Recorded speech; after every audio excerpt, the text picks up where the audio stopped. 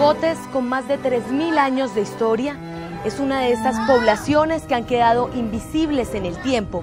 Aquí confluyeron diferentes etnias que dejaron un gran tesoro y fue la tierra en donde se gestaron las primeras raíces de la insurrección comunera que permitió nuestra independencia. Conozca Santander desde otro punto de vista en Comuneros, una historia para contar.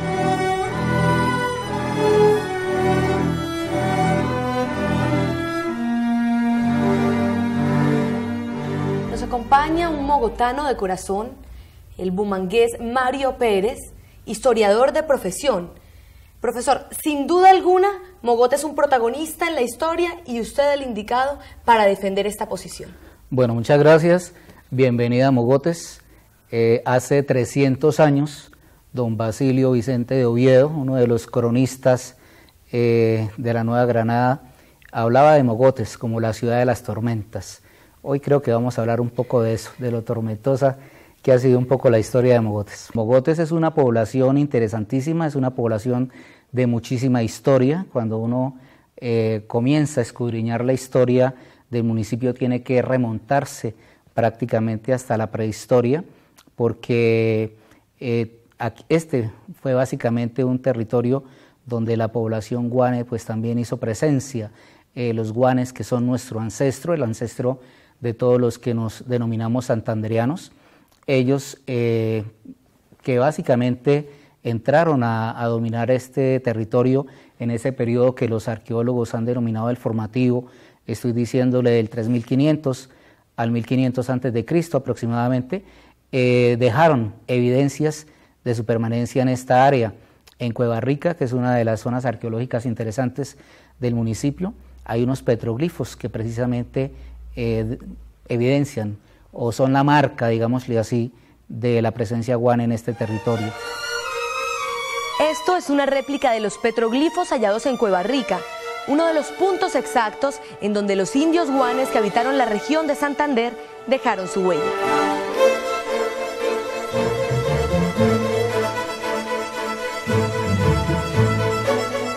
Esta población nació a partir del asentamiento de hacendados que provenían de Onzaga, de estancieros concretamente, que se establecieron con sus cañaduzales y con otros productos de la tierra en este hermosísimo valle que nosotros llamamos Mogotes, enclavado en plena cordillera oriental, y por las dificultades de desplazamiento, como ocurrió con muchos de nuestros pueblos, pues hicieron todo ese proceso de solicitud de creación de parroquia, porque hay que decirlo, y es parte de esa historia que los colombianos tenemos, y especialmente los santanderianos. Las historias nuestras comenzaban a partir de los procesos de fundación de los pueblos, pero la fundación, por ser un acto netamente jurídico, pues emanaba directamente de la Corona de España. Aquí no se da ese proceso, sí la erección parroquial, que comienza tempranamente a realizarse en los inicios del siglo XVIII.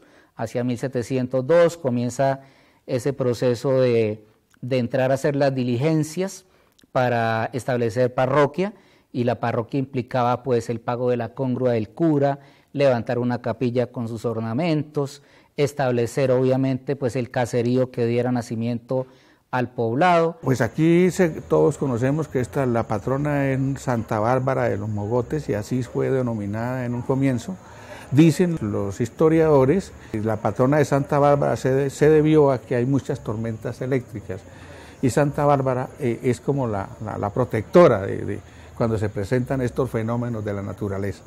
¿Qué pasa en octubre de 1780 aquí en Mogotes? Esa fecha es muy importante dentro de la cronología que compromete la insurrección que se conoce como la rebelión de los comuneros, porque en octubre de 1780 los vecinos se reúnen en el parque, en la plaza principal del pueblo de Mogotes. Venían de Bogotá, por el camino que llega a Mogotes desde Onzaga. Venían los guardias y los funcionarios públicos de la administración colonial que tenían que ver con los estancos. Y en la plaza de Mogotes hay como 400 y 500 vecinos Ellos andaban armados y desobedecen la autoridad. España había planteado una reforma que se llama las reformas borbónicas, dirigidas a extraer mayores recursos de las colonias. Se había creado desde años atrás lo que se llaman los estancos, el estanco de aguardiente y el estanco del tabaco. Estos dos productos eran productos destinados a ser monopolizados por las arcas reales. ¿Cómo lo monopolizaban? El estanco de aguardiente se monopolizaba entregando la producción por arriendo a particulares. A eso se le llamaba estanco. Se le entregaba por 5 años, siempre y cuando aportaran una suma de dinero para la corona. Ellos únicamente tenían la posibilidad de producir el aguardiente, y eso se hacía en diversas regiones del nuevo Reino de Granada. Cualquier otra producción que no fuera la de las personas que habían participado en el arrendamiento era una producción ilegal de contrabando, y por supuesto eso generaba cárcel. Estos son los muros de una iglesia que ya existía en la época comunera y que en 1780 fue testigo de la cadena de tumultos que desataron la insurrección comunera.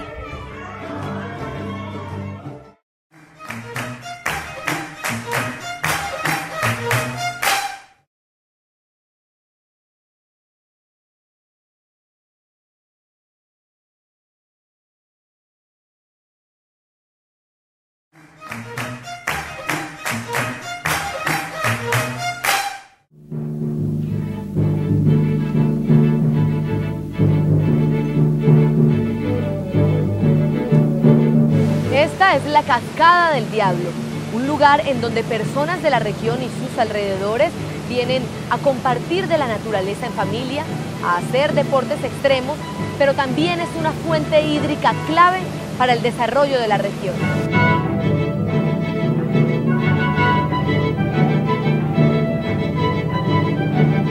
Efectivamente, en 1781, pues los colombianos y especialmente los socorranos se enorgullecen de esa fecha, porque es cuando se plantea la idea de ese germen de la revolución en tierras santandereanas. Pues sabido es por todos que es cuando viene el levantamiento en el Socorro, el rompimiento de los edictos y las protestas masivas contra la corona española por los altos impuestos, especialmente que pesaban sobre la hoja del tabaco y otra serie de productos que se gravaron para atender el problema de las guerras que en ese momento estaba librando España contra Inglaterra y Francia. Pero en Mogotes ocurrió algo bastante interesante, y usted tiene razón cuando precisamente se remonta a 1780, porque ahí es cuando comienza la historia que los mogotanos consideran que fue la semilla de ese germen revolucionario, de ese germen de independencia que se plantó en esta tierra y que posteriormente pues se difuminó por todo el territorio nacional, el territorio de la Nueva Granada, hasta que finalmente se consolidó en ese proceso que llamamos la independencia. Las raíces se dan en Mogotes. ¿En qué mes exactamente, en qué fecha? Estamos hablando de 1780. Muy bien, hay dos hechos importantes. El primer movimiento, efectivamente, como usted lo define, ocurrió en febrero de 1780. El que se da precisamente cuando se pone en conocimiento de las autoridades españolas que el alcalde pedáneo, que en ese momento tenía la población, no atendía los requerimientos de control, y entonces aquí se daba una libertad plena pues para la comercialización de la hoja de tabaco y también el consumo de los aguardientes. Ese reclamo pues llevó a una cantidad de protestas en ese momento, rechazando pues la idea de las presiones que venían del visitador español, que precisamente estaba detrás de esa idea de gravar con altos impuestos todas estas producciones y ese comercio. Y el segundo movimiento efectivamente se da en ese mismo año, y ese ya es un movimiento mucho más serio, porque en un día de domingo, día que obviamente nuestras poblaciones por naturaleza y por orden, pues es el día de mercado, se congregaron en la plaza entre 400 y 500 personas aproximadamente, vociferando cualquier cantidad de improperios contra las autoridades españolas y rechazando pues las medidas que se estaban tomando. Es decir, en pocas palabras, se dio un motín que pues obviamente a la luz de todos los hechos que se analizan como parte de esa rebelión comunera, pues fue el punto de partida precisamente para todo lo que vino después. Y que llevó a que el 29 de octubre, en el caso concreto del municipio de Mogotes, se presentara, digamos, una especie de motín en el cual unos campesinos, encabezados por unos líderes de aquí, de Mogotes, puedo citar algunos, ¿sí? A José Pedro y José Velandia, otro que llamaba de apellido Martínez Ruge, Blas Antonio Torres, gente de aquí de la zona, que fueron los que lideraron ese motín y que pusieron en fuga a los regentes visitadores o los encargados de realizar esos recaudos. Los primeros tumultos que ocurren en la provincia del Socorro datan de 1776-77, aparecen en Mogotes.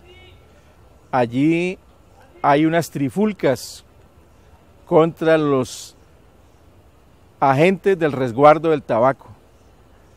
También hay protestas en Simacota. Es decir, que desde el mismo inicio de las medidas en esas dos poblaciones se presentan expresiones de inconformidad.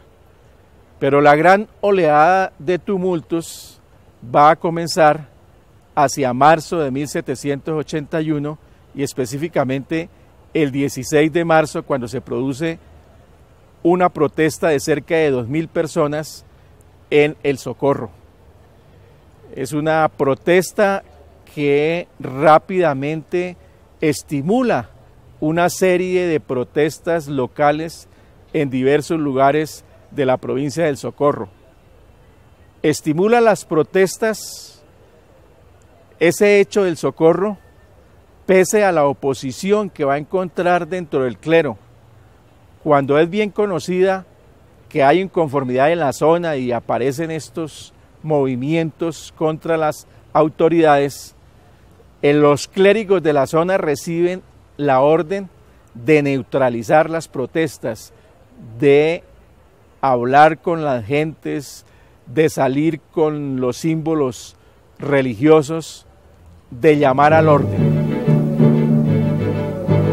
En una parte de un artículo que yo escribo para un periódico, yo señalo lo siguiente: los pueblos de la cercanía de los Mogotes vivieron la rebelión en los meses que siguieron a octubre, y para la libertad la población nativa se desprendió a codazos y lo imposible se volvió inevitable, y el síndrome del colonizado entró en crisis con pueblos que recobraron su rebeldía, como lo informa el cura de la parroquia del Páramo al arzobispo de Santa Fe.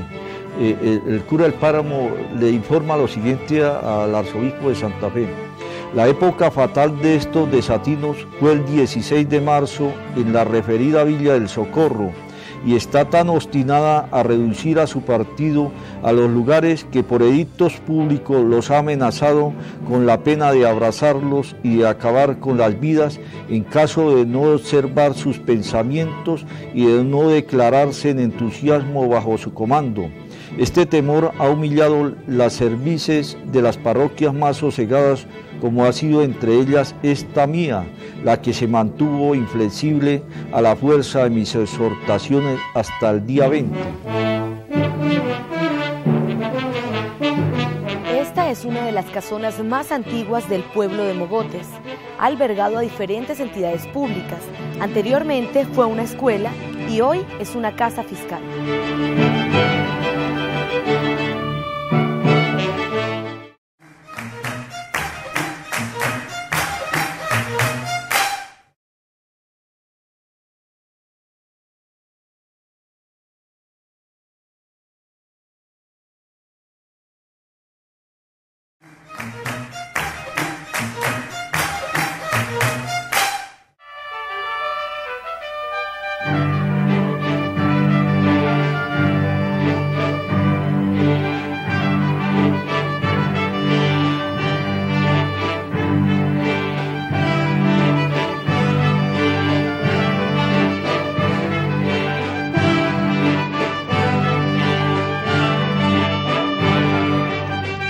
Lo que pareciera ser una casa tradicional, hoy habitada por la familia Soler, fue en la época comunera una cárcel en donde al parecer pasó la noche José Antonio Galán en su recorrido de Onzaga al Socorro después de ser capturado.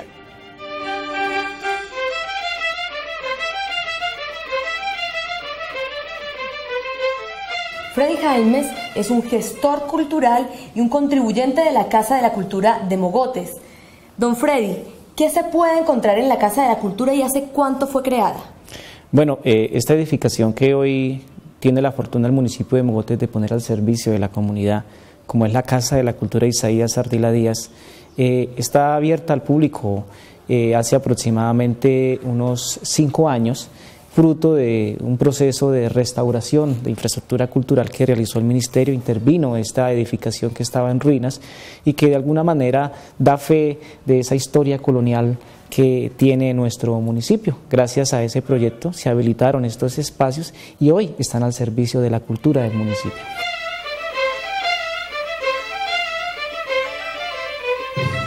Este hecho que de una u otra manera pues nosotros lo tomamos como la cuna de la revolución, porque pues fue un hecho que marcó mucho y que de alguna forma impulsó a los otros municipios a descubrirse que sí podía de alguna forma dar a conocer esa voz de protesta ante los abusos que se estaban dando.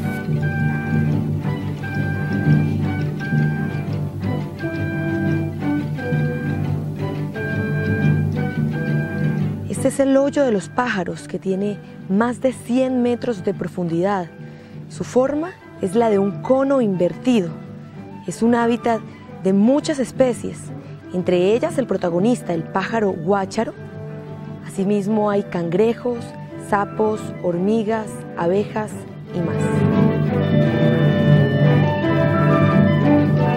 Don José Antonio Galán había establecido unos lazos de amistad con unos vecinos en el vecindario de Mogotes. Esos vecinos eran don Manuel Rojas, don Miguel Rafael Sandoval, don Custodio Arenales, quienes desde un inicio habían apoyado la rebelión comunera.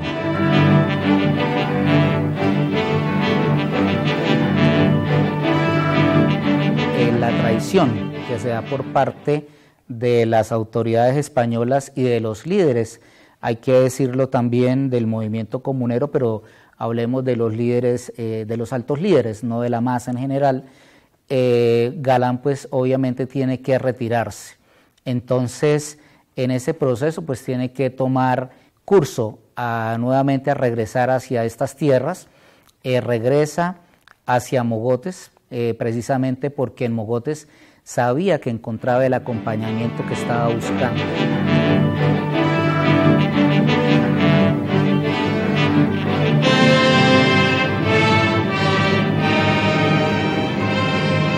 Llega aquí a Mogotes, viene con su hermano, viene acompañado de otras personas con las que venía precisamente huyendo y comienza a planear lo que va a ser una segunda marcha buscando llegar hasta Soatá. Pero desafortunadamente ya las autoridades españolas se habían movido. Salvador Plata, que es uno de los hombres que participa en este proceso, precisamente lo va a tomar prisionero antes de llegar a Onzaga. En ese proceso también, entre otras cosas, es herido en un brazo, y consideramos, y hay que darle pues credibilidad también a lo que tanto se menciona acá, que necesariamente tuvo que pernoctar al día siguiente de su captura, en la noche siguiente. Acá en Mogotes. ¿En qué sitio en específico? Concretamente en la cárcel del pueblo. Hay un sitio que todavía nosotros tenemos en pie, es una casa donde todavía ustedes pueden encontrar los antiguos calabozos que servían de prisión.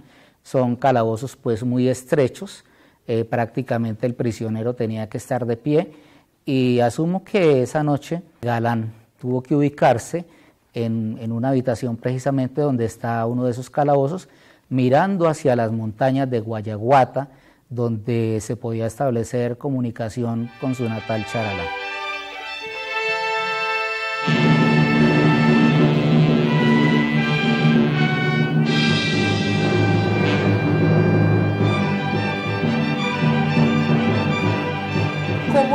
mogotano de hoy en día?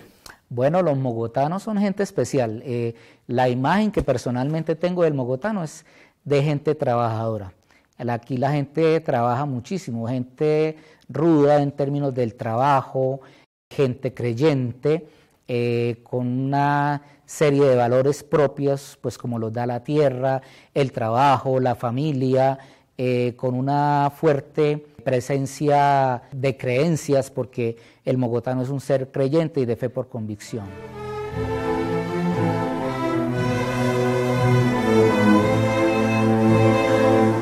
Siempre he pensado de que nosotros como habitantes de este municipio tenemos que tener una información mínima, una información básica, digamos, de lo que es los acontecimientos que se han venido desarrollando en este territorio y que de alguna manera nos han dado una identidad frente a todo el contexto histórico de la región y del país. Y en la medida en que nosotros esa historia la hagamos nuestra, pues eso va siendo parte de nuestra idiosincrasia y de nuestra cultura. El hecho de que nosotros estemos dentro de ese escenario, pues eso ha dado pie a que nosotros tengamos en este momento, pues como santanderianos y como descendientes de los comuneros, pues un talante, una personalidad y un estirpe que está presente. Mogotes, una región de una invaluable riqueza ambiental, pero también histórica, que se sembró hace más de 3.000 años, en donde su protagonismo no fue únicamente en aquel 1781, sus frutos van mucho más allá. Comuneros, una historia para contar.